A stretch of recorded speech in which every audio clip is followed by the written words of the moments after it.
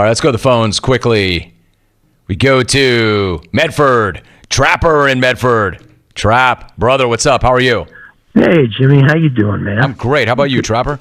Hanging in there. We got a new bone scan coming up Thursday to see if this sucker is spread, but staying off the ropes, and I'll answer the bell on the 12th. You know Always, that. always.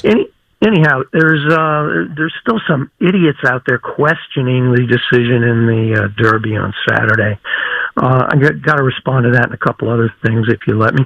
Derby, as you know, Jim, actually began at the quarter pole at the head of the stretch. There's no question that favorite Maximum Security drifted 3 lanes out from the rail, completely blocking oncoming War of Will, who actually was about to go up his ass, who could be argued to be War of Will, to be making a run past Maximum Security toward the Roses.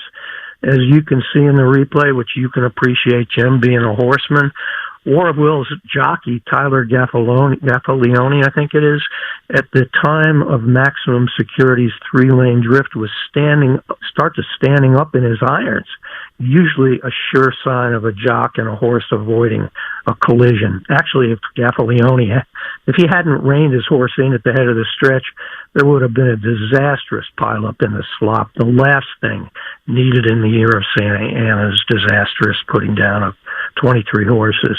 The drift was obviously illegal. The stewards eventually made the right call. All that said, Jim, other questions abound. The objections which caused the inquiry were brought by a country house jock, Flavian Pratt, and who was a long-range Toddy's jock, John Court. Given the obvious violation, why didn't the stewards bring the inquiry instead of waiting for others to do their job? Equally curious, Jim, Maximum Security owner Gary West called the decision Bush League. Actually, not as much as you claiming it to be, Gary. He also threatened to pull Maximum Security from the Preakness, saying, quote, when you're not going for the Triple Crown, sometimes it doesn't make sense to wheel the horse back 2 weeks later. And so, Gary, with the alleged best horse in the Derby, you're going to turn down a shot at the $1.5 million purse in the mile and 3:16 Preakness?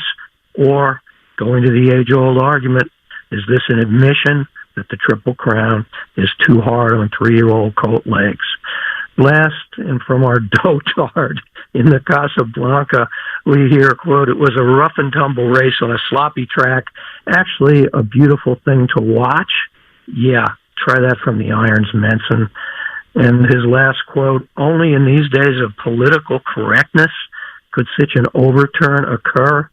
The overturn occurred because, Donald, it was right, it was just, and it was moral. Something you draft-dodging cracker neck doesn't have a clue about either. Happy Mom's Day to Janet and Jimmy, tramps like us. Babe, thanks for the dime. I'm out. Trapper, Rakim, have a great week, Trapper.